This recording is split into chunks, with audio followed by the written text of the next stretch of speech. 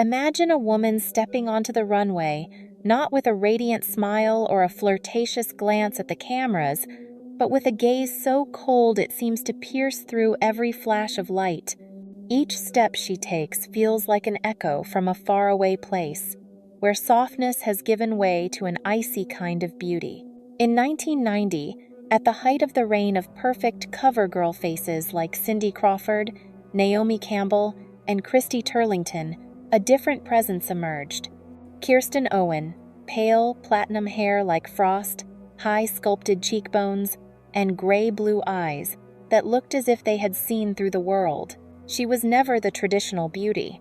Instead, Kirsten brought with her the sensation of a cold wind sweeping through the fashion scene, fierce, unyielding, and impossible to pin down.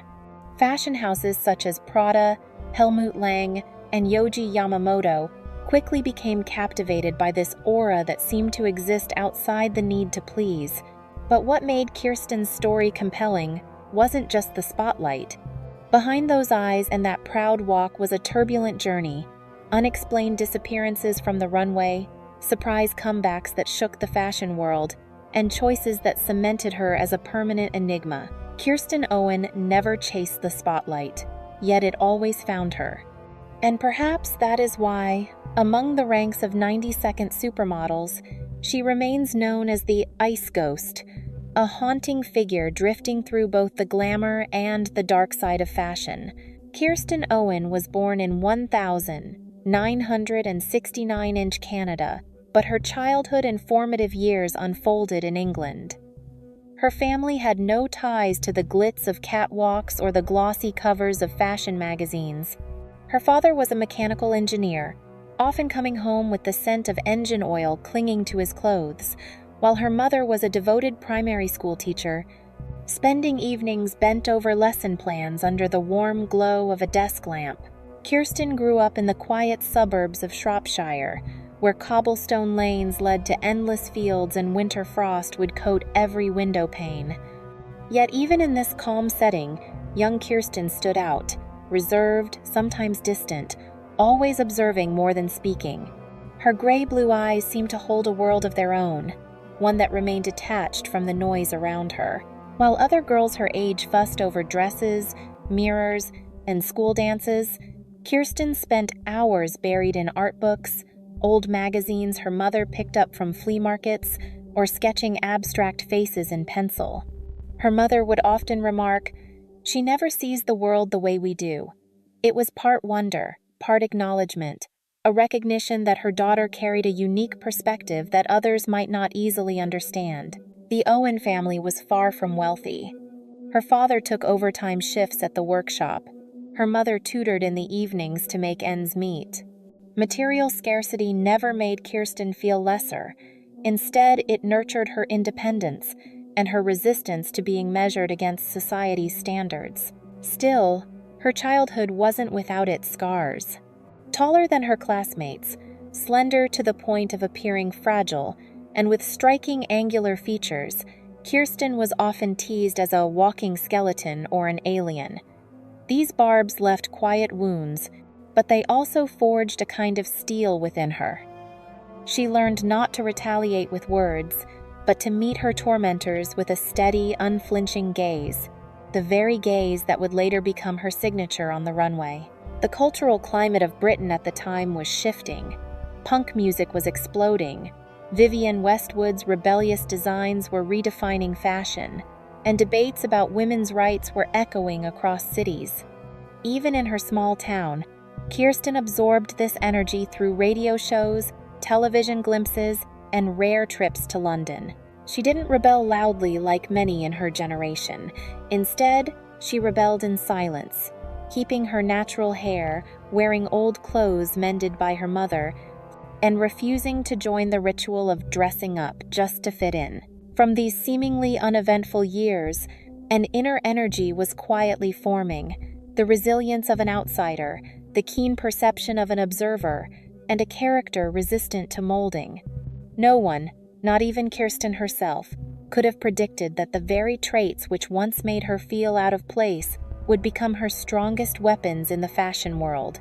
They would carry her into the ranks of 90-second supermodels, where her difference would not be a weakness, but a force, one that both captivated and challenged the beauty norms of an industry, teetering between glamour and the dark side of fashion. Kirsten Owen's entry into fashion didn't come through a bustling casting call or the eager pursuit of a talent scout on Oxford Street.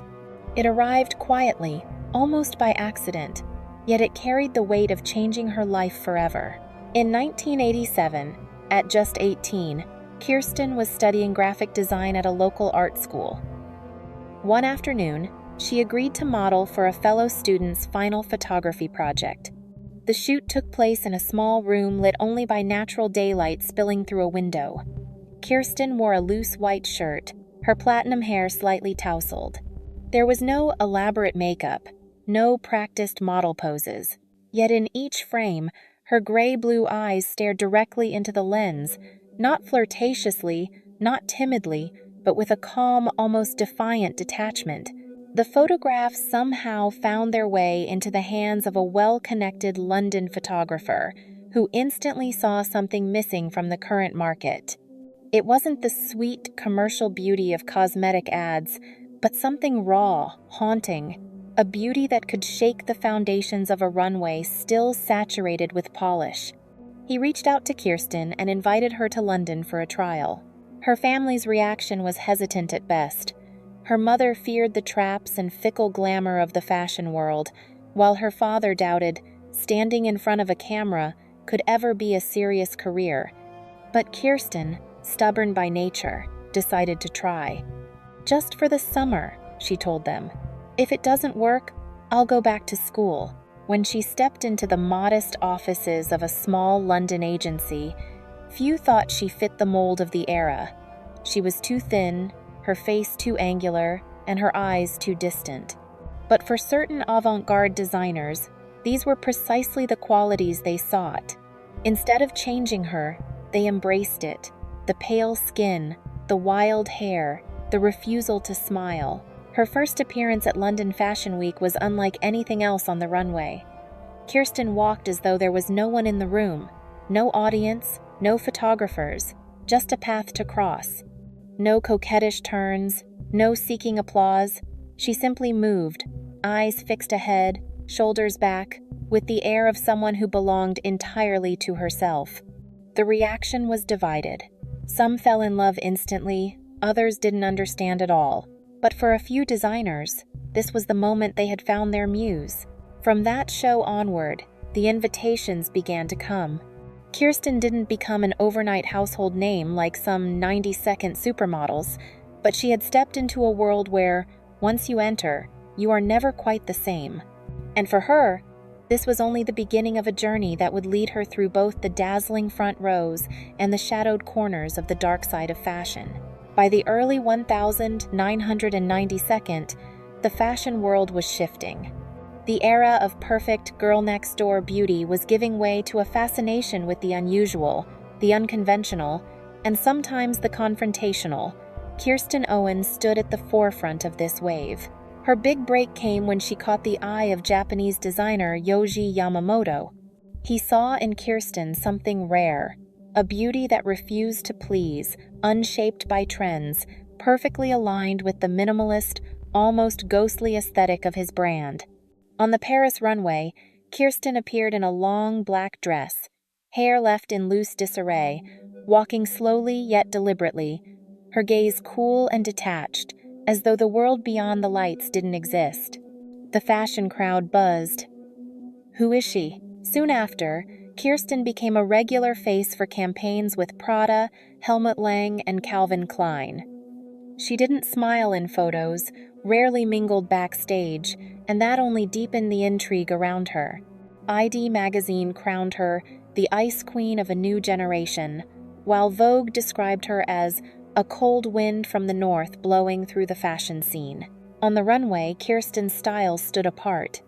She didn't sway her hips seductively like other supermodels, nor did she strike exaggerated poses.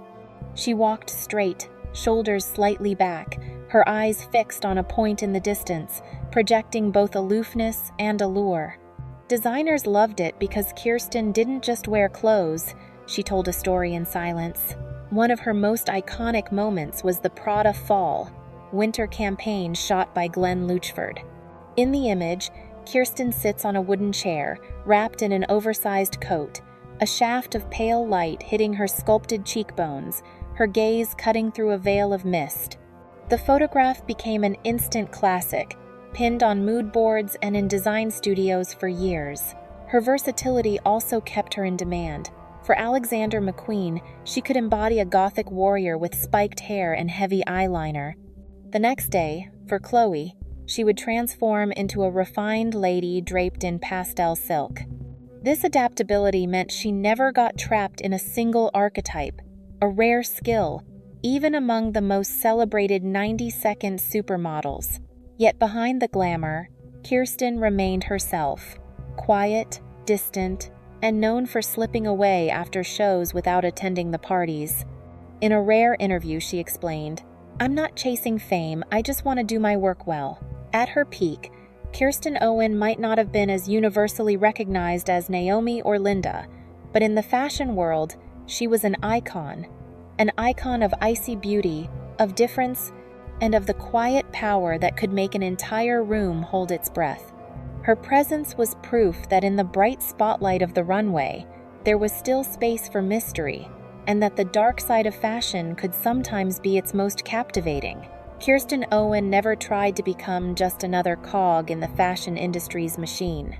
While many of her peers were willing to alter their appearance, perfect their smiles, and rehearse poses to please clients, Kirsten chose the opposite path, to preserve her identity and aura.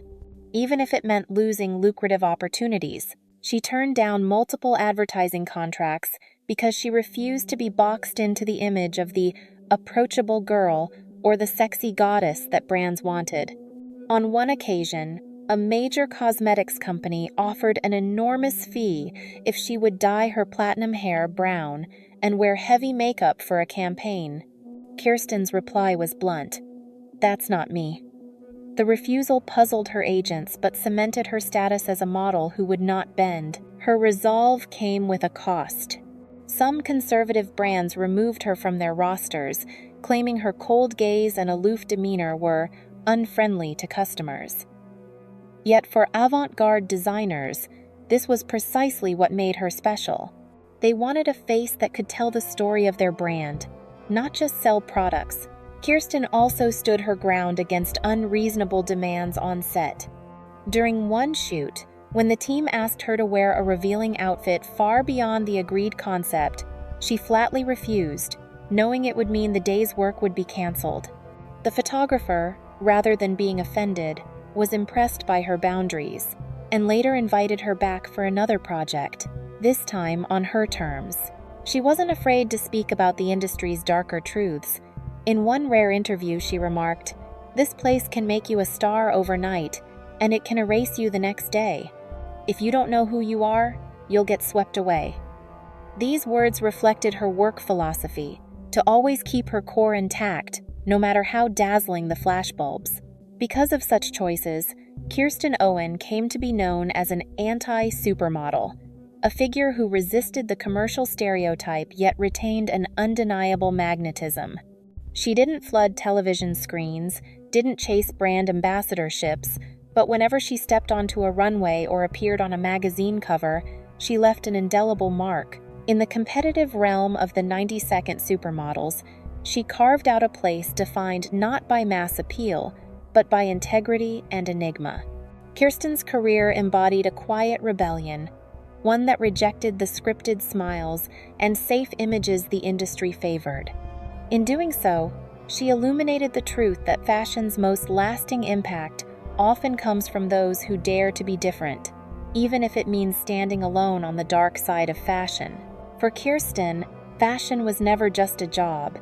It was a stage where she could reveal a piece of herself, a piece she refused to compromise.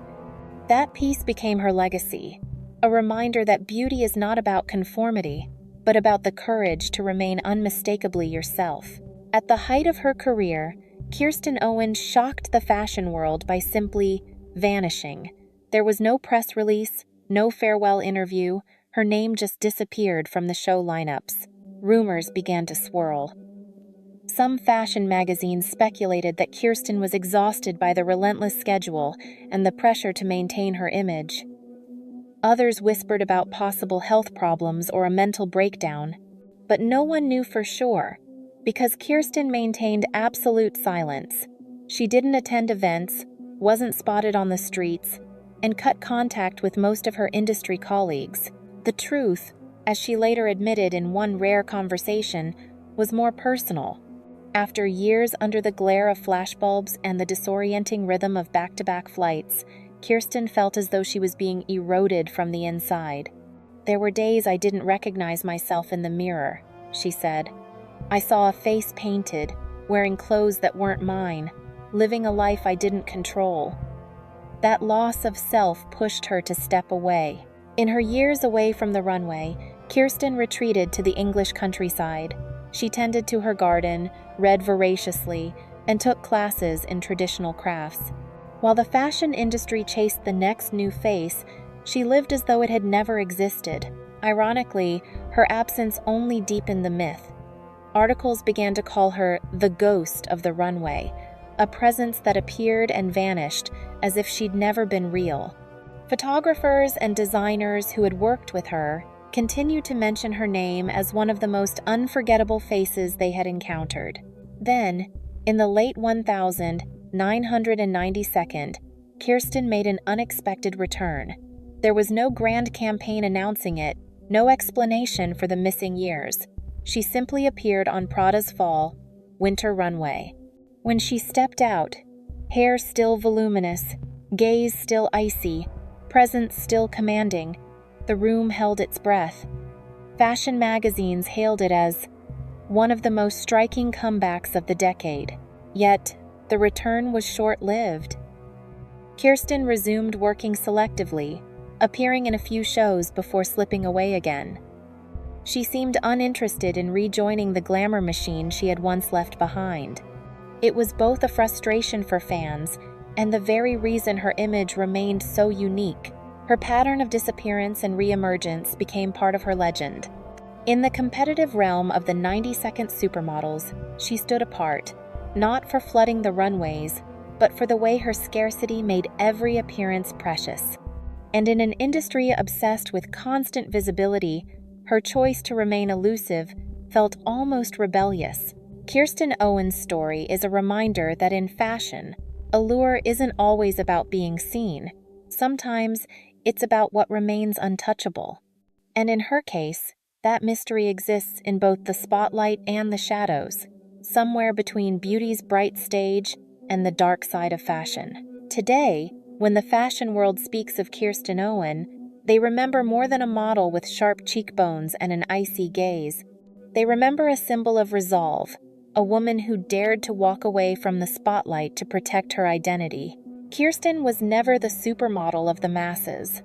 She didn't dominate magazine covers every month, nor did she front loud advertising campaigns. Yet every time she appeared, it was unforgettable, like a bold stroke of ink on a blank page. Her legacy lies in proving that beauty doesn't have to conform to popular taste. In an industry obsessed with perfection, she brought raw edges, a cold silence, and an unyielding presence. This opened the door for later generations of models, those with unconventional features, to step onto the runway without surrendering themselves. Kirsten once said, "If I started over today, I think it would be the same. I'd still choose the harder path, because it's mine." Those words resonate as a quiet manifesto in the history of the 90s Supermodels, proof that the most lasting impact often comes from those who resist the current. Perhaps the world will never know the full truth behind her disappearances, but maybe that's the point. Some legends are built not from what we see, but from what remains in the shadows, a space where allure lingers between memory and myth, where the glow of beauty meets the quiet, enduring pull of the dark side of fashion.